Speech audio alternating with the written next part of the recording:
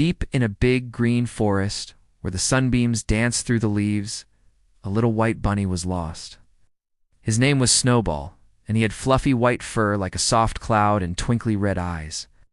Snowball hopped left and he hopped right, but he couldn't find his way back to his cozy bunny burrow.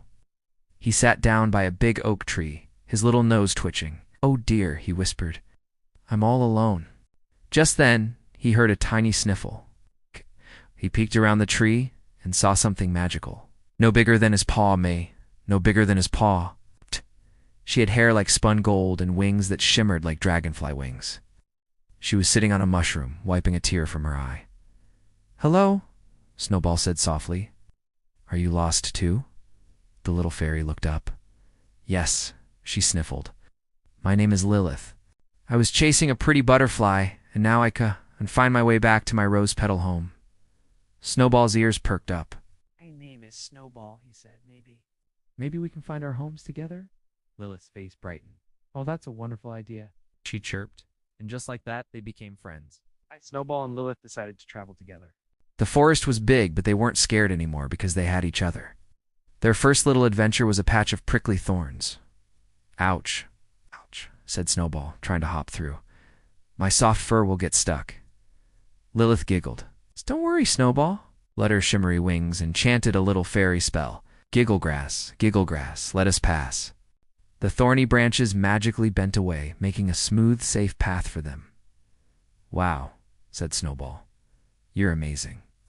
They hopped and fluttered along until they came to a bubbly, wide creek. "Oh no," said Snowball, his ears drooping.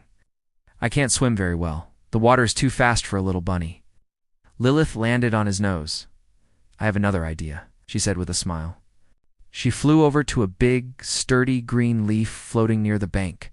"Hop on, Snowball," she called. That Snowball carefully hopped onto the leaf.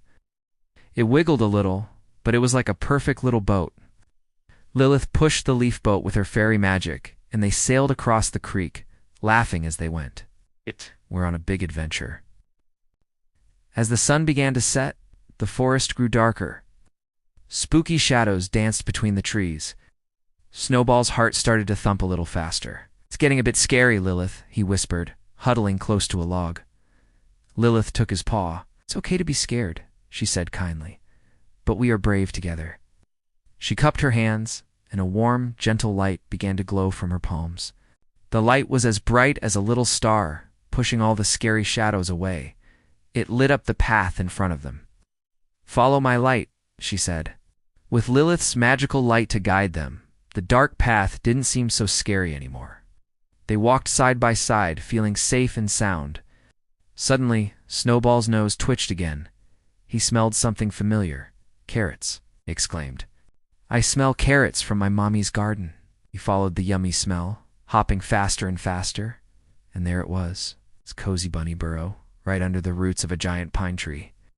His family was waiting for him. They were so happy to see him. Snowball turned to Lilith. "We found my home." Thank you. Lilith clapped her tiny hands. "I'm so glad you're home, Snowball." Just then, a soft, sweet smell drifted on the breeze. "Roses," Lilith cried. "That's the smell of my home."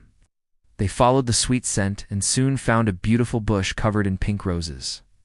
Tucked inside the biggest rose was Lilith's family, their tiny lights glowing. Snowball and Lilith gave each other a big hug. They had been lost, but they found each other. And then they found their way home.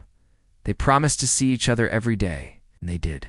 Snowball the bunny and Lilith the flower fairy became the bestest friends in the whole wide forest, always ready for a new adventure together.